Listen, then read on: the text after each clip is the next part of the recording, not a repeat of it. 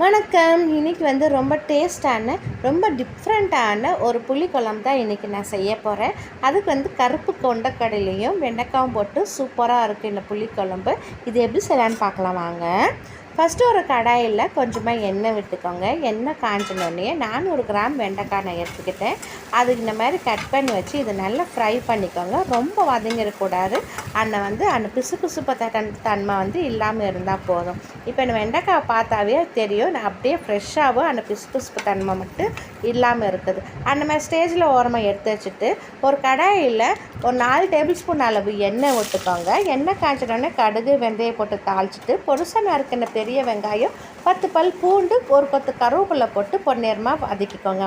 அதுக்கப்புறம் ஒரு 3 தக்காளியை மிக்சி ஜாரில் அரைச்சிட்டு அந்த தக்காளியும் போட்டு நல்லா வதக்கிட்டு எண்ணெய் திரிஞ்சு வர வரைக்கும் நல்லா வதக்கிக்கோங்க.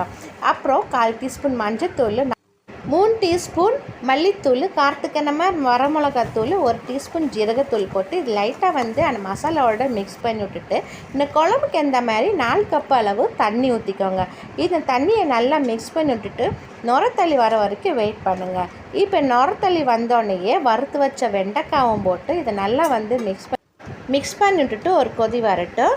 அதுக்கப்புறம் புளி தண்ணியை ஊற்றிக்கலாம். ஒரு 1/2 கப் அளவு புளி தண்ணியை ஊற்றிட்டு இது நல்லா ஒரு 7 நிமிஷம் கொதி வரட்டும். இப்போ இன்னும் வெண்டைக்காவை நல்லா சாஃப்டாக வந்து வெந்திருக்குது.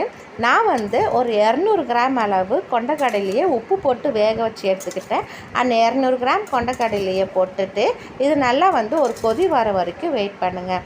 இப்போ வந்து எனக்கு வந்து இந்த குழம்புல உப்பு வந்து கொஞ்சம் இல்லாமல் இருந்துச்சு. அதனால் உப்பு நான் போட்டுக்கிட்டு இது நல்லா வந்து ஒரு கொதி வர வரைக்கும் நல்லா மிக்ஸ் பண்ணி விட்டுட்டு வெயிட் பண்ணுவோம்.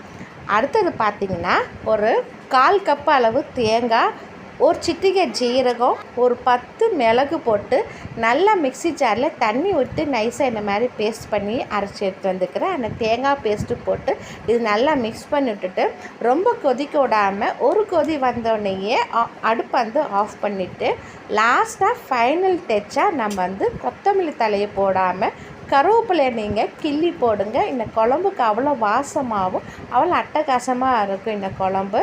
நான் அப்படியே பக்கத்து வீட்டு கூட தாண்டி போக இந்த குழம்போட வாசம். நீங்கள் ட்ரை பண்ணி பாருங்கள். ரொம்ப டேஸ்ட்டாகவும் ரொம்ப அருமையாக இருக்கும்.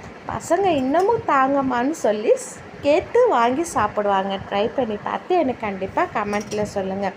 உடனே இந்த குழம்பு சர்வ் பண்ணாமல் ஒரு 20 நிமிஷம் கழித்து சர்வ் பண்ணிங்கன்னா இந்த குழம்பு வந்து அவ்வளோ சூப்பராக டேஸ்ட்டாகவும் இருக்கும். குழம்பு நல்லா கெட்டி வரும். நம்ம தேங்காய்லாம் நம்ம அரைச்சி ஊற்றினால பார்த்தாவே உங்களுக்கு தெரியும் நம்ம வந்து அடுப்பில் இருக்கும் போது எப்படி இருந்துச்சு, அடுப்பு விட்டு கீழே இறக்கி வச்சோடனே எப்படி இருந்துச்சுன்ட்டு. உங்களுக்கு வீடியோ பிடிச்சிச்சுன்னா லைக் பண்ணுங்கள். மறக்காம சேனலை சப்ஸ்கிரைப் பண்ணுங்கள்.